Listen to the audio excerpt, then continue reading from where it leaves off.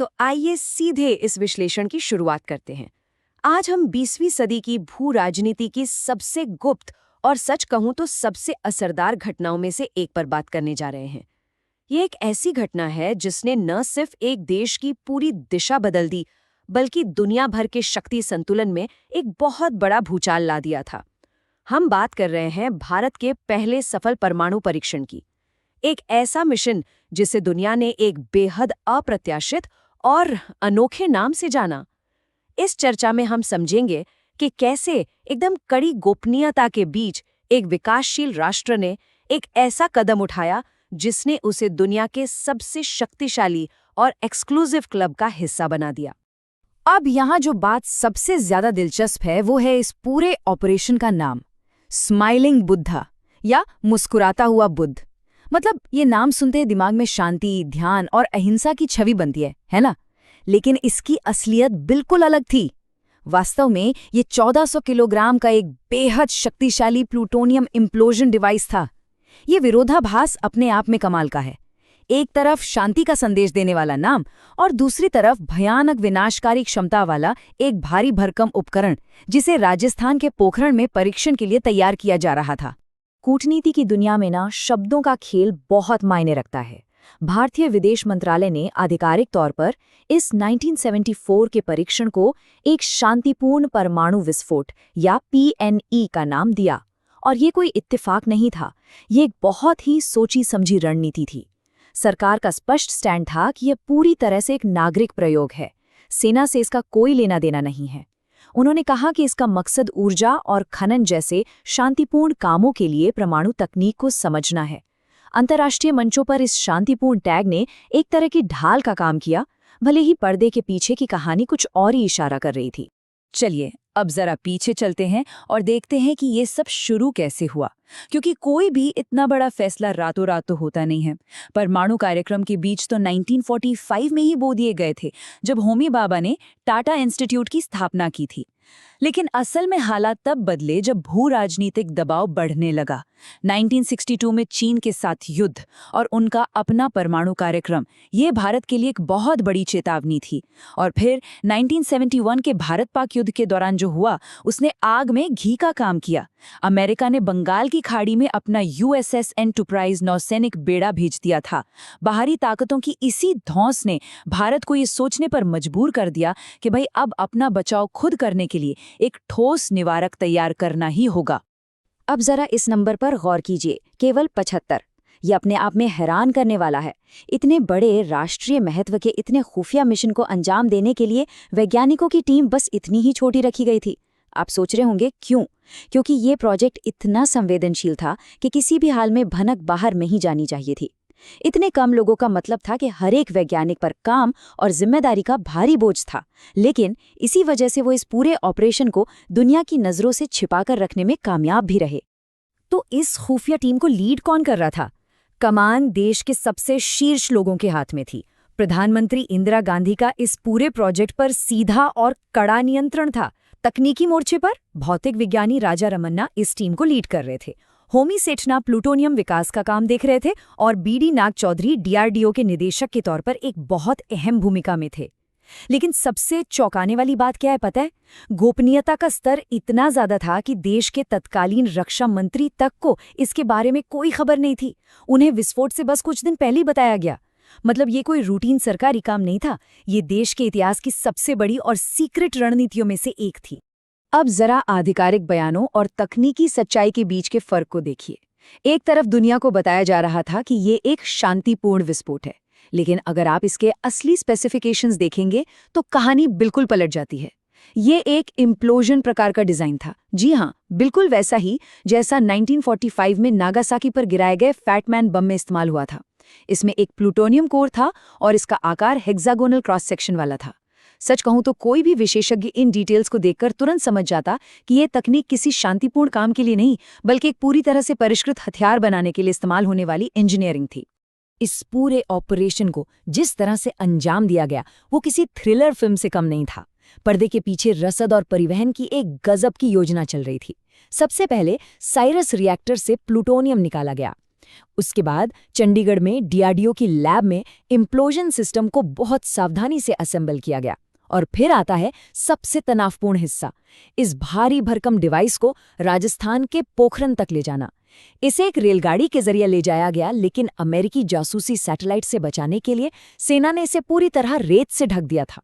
और आखिरकार इसे एक हेक्सागनल धातु के ट्राइपॉड पर सेट करके शाफ्ट में उतार दिया गया। और फिर वो ऐतिहासिक पल आ ही गया। 18 मई 1974 सुबह के ठीक 8:05।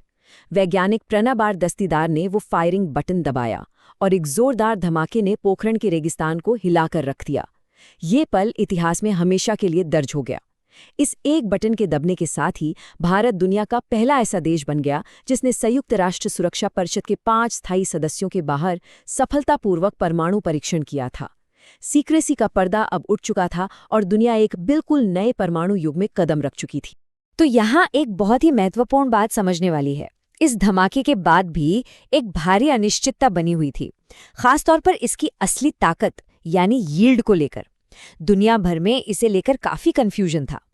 आधिकारिक तौर पर सरकार ने दावा किया कि ये 12 किलोटन का विस्फोट था, लेकिन बाहरी भूकंपीय डेटा ने इसे सिर्फ 4 से 6 किलोटन का आंका। वहीं प्रोजेक्ट से जुड़े वरिष्ठ वैज्ञानिक पीके अयंगर ने बाद में कहा कि ये 8 से 10 किलोटन के बीच था, और राजनेताओं के दावे तो 2 से लेकर 20 किलोटन तक हवा में तैर रहे थे। ये अलग अलग आंकड़े बहुत खूबी से दिखाते हैं कि कैसे इस घटना में विज्ञान, ग्लोबल पॉलिटिक्स और राष्ट्रीय गौरव सब एक साथ उलझ गए थे। सालों तक इसे शांतिपूर्ण बताने के बाद आखिरकार सच्चाई दुनिया के सामने आ ही गई। 1997 में इस पूरे प्रोजेक्ट के मुख्य वास्तुकार राजा रमन्ना ने एक इंटरव्यू में एकदम साफ साफ ये बात कबूल कर ली। उन्होंने कहा कि पोखरण परीक्षण वास्तव में एक बम था। उनका तर्क बहुत सीधा था, एक विस्फोट तो विस्फोट ही होता है, जैसे एक बंदूक हमेशा बंदूक ही रहती है, चाहे आप उसे किसी पर चलाएं या बस हवा में फायर करके टेस्ट करें। उनका ये बयान इस बात की खुली स्वीकारोक्ति था कि शुरुआत से जो शांतिपूर्ण होने का नैरेटिव सेट किया गया था वो असल में सिर्फ एक कवर अप था। जाहिर है इस धमाके की गूंज सिर्फ भारत में नहीं रुकी, सीमा पार इसका बहुत गहरा असर हुआ। पाकिस्तान में इसे लेकर तुरंत और बहुत तीखी प्रतिक्रिया देखने को मिली। उन्होंने इसे किसी भी एंगल से शांतिपूर्ण नहीं माना। जून 1974 में तत्कालीन पाकिस्तानी प्रधानमंत्री जुल्फिकार अली भुट्टो का बयान उनके डर और गुस्से को साफ झलकाता है। उन्होंने सीधे तौर पर आरोप लगाया कि ये परीक्षण उपमहाद्वीप में भारत का दबदबा कायम करने और डराने के लिए किया गया है। इस घटना ने पड़ोसी देश में एक बहुत गहरी असुरक्षा पैदा कर दी, जिससे इस पूरे इलाके में तनाव एक नए ही स्तर पर पहुंच गया। और बात सिर्फ पाकिस्तान की नहीं थी, पूरे अंतर्राष्ट्रीय समुदाय में इस परीक्षण ने हड़कंप मचा दिया था। दुनिया के बड़े देशों को गहरा झटका लगा, क्योंकि उन्हें लगा कि शांतिपूर्ण परमाणु ऊर्जा के नाम पर दी गई सामग्री का इस्तेमाल हथियार बनाने के लिए कर लिया गया है। इसका नतीजा क्या हुआ? तुरंत न्यूक्लियर सप्लायर्स ग्रुप यानी एनएसजी का गठन कर दिया गया, ताकि आगे से परमाणु सामग्री को फैलने से रोका जा सके। कनाडा, जिसने साइरस रिएक्टर दिया था, वो भड़क गया और उसने भारत की परमाणु मदद तुरंत रोक दी। अमेरिका और कनाडा दोनों ही बेहद नाराज थे, और उधर पाकिस्तान ने भारत के साथ होने वाली अपनी सारी बातचीत रद्द कर दी। इस एक परीक्षण की बहुत भारी कूटनीतिक और आर्थिक कीमत भारत को चुकानी पड़ी। एनएसजी बनने के बाद नियम एकदम सख्त हो गए। अंतर्राष्ट्रीय परमाणु ऊर्जा एजेंसी यानी IAEA के सुरक्षा नियम अनिवार्य कर दिए गए। इसका सीधा सा मतलब ये था कि भारत दुनिया के परमाणु व्यापार से पूरी तरह कट गया। भारत के लिए परमाणु तकनीक और निर्यात के दरवाजे बंद हो गए। और ये कोई छोटा मोटा बैन नहीं था, ये अलगाव लगभग 3 दशकों तक चला। जी हाँ, 2008 के Bharat America civil nuclear agreement तक भारत इसी स्थिति में रहा। और ये पॉइंट हमें बहुत ही बेहतरीन तरीके से दिखाता है कि कैसे एक ही घटना के 2 बिल्कुल अलग अलग पहलू हो सकते हैं। नई दिल्ली में इस परीक्षण को एक बहुत बड़ी राजनीतिक जीत माना गया। इंदिरा गांधी की लोकप्रियता, जो 1971 के बाद थोड़ी कम हो रही थी, वो रातों रात फिर से आसमान छूने लगी। लेकिन पोखरण के आसपास के जो गांव थे, उढ़निया, चाचा, लोहार की और खेतोलई, उनकी कहानी बहुत दर्दनाक थी। वहां के लोगों को इस परीक्षण की पहले से कोई भनक तक नहीं थी। बाद के सालों में वहां फसलें खराब होने, स्किन की बीमारियां और स्वास्थ्य संबंधी गंभीर समस्याएं सामने आईं। और मुआवजे के नाम पर उन्हें क्या मिला? प्रति बीघा जमीन के लिए सिर्फ 3 से 4 रुपए। ये राजनीतिक सफलता और जमीनी हकीकत के बीच का एक बहुत ही कड़वा विरोधाभास था। आज दशकों बाद भी ऑपरेशन स्माइलिंग बुद्धा के असली असर को लेकर बहस जारी है।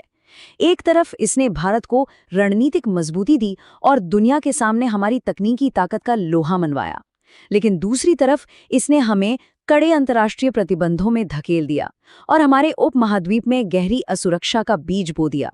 तो इस चर्चा को हम इस बड़े सवाल के साथ खत्म करते हैं, क्या ऑपरेशन स्माइलिंग बुद्धा ने वाकई इस क्षेत्र को सुरक्षित बनाया, या फिर इसने अनजाने में ही सही एक ऐसी भयंकर परमाणु हथियारों की रेस शुरू कर दी जिसका साया आज भी हम पर मंडरा रहा है? इस बारे में जरूर सोचिएगा, क्योंकि इतिहास के ऐसे पन्ने कभी भी ब्लैक एंड व्हाइट नहीं।